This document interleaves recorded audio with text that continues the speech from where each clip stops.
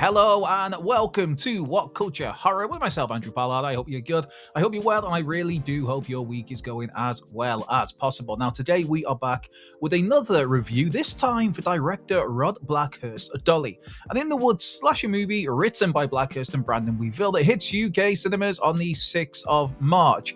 Now, it's fair to say there's been a decent amount of buzz around Dolly across the horror community in recent weeks and months, going back to some festival screenings in the second half of last year.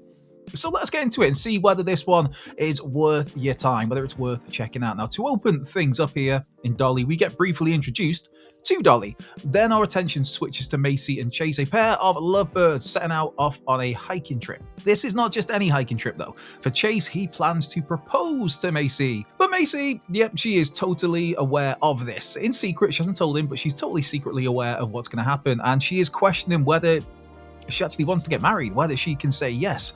Because Macy, we see early on that she's clearly got a great relationship with Chase's daughter, but she herself never really wanted to be a mother. And so she's a little hesitant to fully embrace motherhood.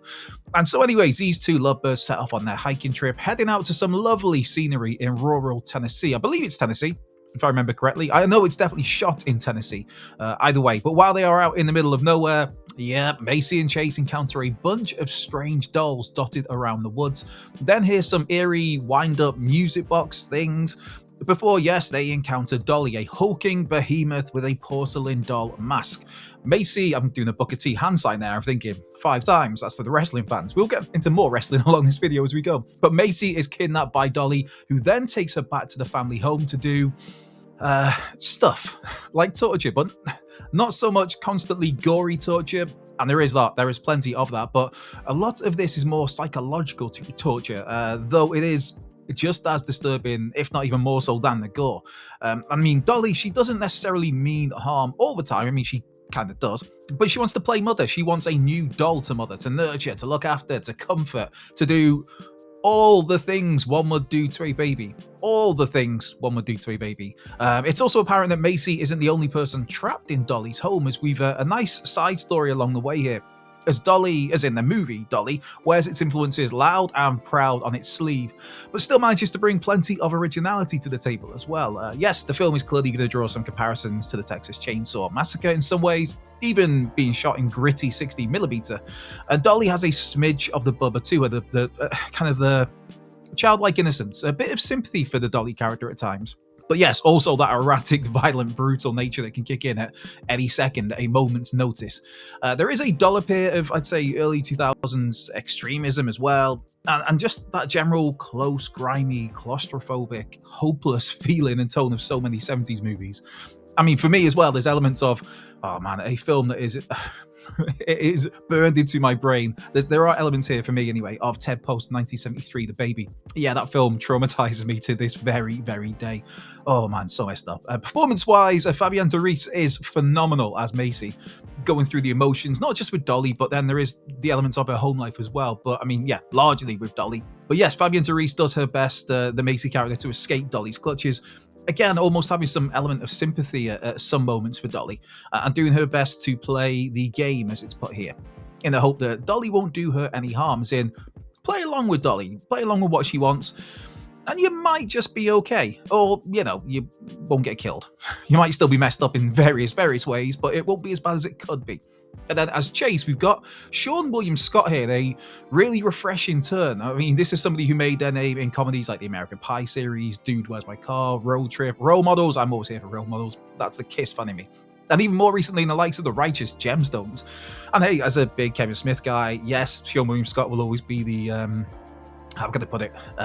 Dave the poop bandit, we will say, for now. And it's great to see Sean William Scott portraying a regular, nice, likable, middle-aged single father, nervous about proposing to his girlfriend. I mean, speaking of Kevin Smith as well, there's also a small role here for Ethan Suplee. Yes, with the Kevin Smith love from me, more to represent yo. And Ethan Suplee is just fantastic as and when he sparingly appears, often out of sight or off screen, but he helps drum up further dread around Dolly and the whole situation. This is yeah, I won't say too much there. And then there is Dolly herself, who was played by Max the Impaler, which I think, from looking into it, I think this is Max's first film role. Now, wrestling fans, I mentioned wrestling. Wrestling fans will know Max the Impaler for their work in the likes of the NWA, Tokyo Joshi Pro, Ring of Honor, a handful of matches in AEW and TNA over the years, a former NWA World Television Champion, a former NWA World's Women's Television Champion. And Max is absolutely brilliant here, bringing a sense of, again, I mentioned it a little bit earlier, like a sense of childlike awe and innocence to Dolly at certain times, but then having that perfect, Max is perfect for the physicality of the role as well, for the literal heavy lifting at some points, the brutality, and for being on the end of some physicality as well. That'd be the wrestling selling. The Dolly design, I have to touch on that as well. It's also really, really darn cool, man. The mask has a little bit of a Valentine to a little bit of Blood Widow, which is I guess a bit of a niche pull there, a niche shout, but hey, I still dig that Blood Widow design all these years later. And yes, there is a smidge of Bubba to the wider design as well. Now, the sound design of the movie is something else that's really, really good. Be that the often understated score work, or those slightly sinister children's music box sounds. I mean, it's like, yeah, it's this cutesy little sound that we're all familiar with, but then it's kind of juxtaposed with what we're seeing, and it just makes it even more eerie. And also in terms of the sound, like one of the things that works really well, and it is like such a simple thing, is Dolly's breathing. Whether she's doing something or doing nothing, there's just, you hear the characters breathing a lot, and it's just kind of like always keeps that kind of sense of like either dread or ominous dread, as in like, oh, something's happening here, or something's about to happen, something's about to go down. I mean, as well, another thing with Dolly, the character is, like, again, another simple thing that works so effectively is like the sound of the porcelain mask for Dolly's mask. And yes, we of course as well have to get to the actual gore and violence on display here, because I'm aware that there's a lot of gore hands out there that want to know, like, yeah, okay, that's great, the story's great, whatever, the characters are great, the performances are great, but what about the blood? And yes, there is, Dolly certainly brings that at plenty of times, including some really impressively gnarly work with a shovel. And there's something else I want to talk about, which I will not talk about because I'm avoiding spoilers. But yeah, safe to say that there's a lot of great special effects work here. And Dolly is one of those movies where it doesn't just rely on the violence. Because so many times we've seen with these sort of films over the years where it's a case of, what's the word I'm looking for? Spectacle over anything else, really. It's a case of like, yeah, let's see what's the most messed up things we can do, and then let's try and top that with set piece after set piece after set piece. With Dolly, it doesn't overdo it with that sort of stuff. When it happens, it is brutal, but it doesn't just lazily rely on those sort of set pieces and the gore. There's a lot more going on there. There's a lot more subtle things going on that are just as disturbing as the violence when it does come. And when it does come, yeah, it is, as I mentioned, it's absolutely brutal. Now, special praise as well, I want to mention as well. This is a slightly random one, I guess, but a super fun appearance from Russ Tiller as a ranger or a cop who pops up just in the film's final few minutes. And I was not familiar with Russ Tiller at all. And again, to go with the wrestling analogies, say, I'm a wrestling fan. You might see me, you might know me from such things as Wild Culture Wrestling. Yes, to quote a phrase from the great Jim Ross, one of the greatest commentators, if not the greatest commentator to ever do it, maximizing minutes. And Russ Tiller, I said I'm not familiar with him, but he pops up at the end, and it's just like in a few minutes, it's like this dude is a lot of fun. He's going to steal this movie. Yeah, perfectly making the most of his minutes. So yeah, special shout out there for Russ. And again, speaking of the end of the movie, not a spoiler, but just to say a friendly message of stick around for the end credits on this one. I know, yes, we are pretty much conditioned to stick around for end credits these days anyway, with the vast majority of movies, whether that's, a mid-credit scene, a post-credit scene, both 5 credit scenes, I don't know. But with this one, it's not even so much about what you see, but more about what you hear. There's a really smart use of sound and the song that plays throughout the end credits. So yeah, stick around for that one. I will say no more on that matter.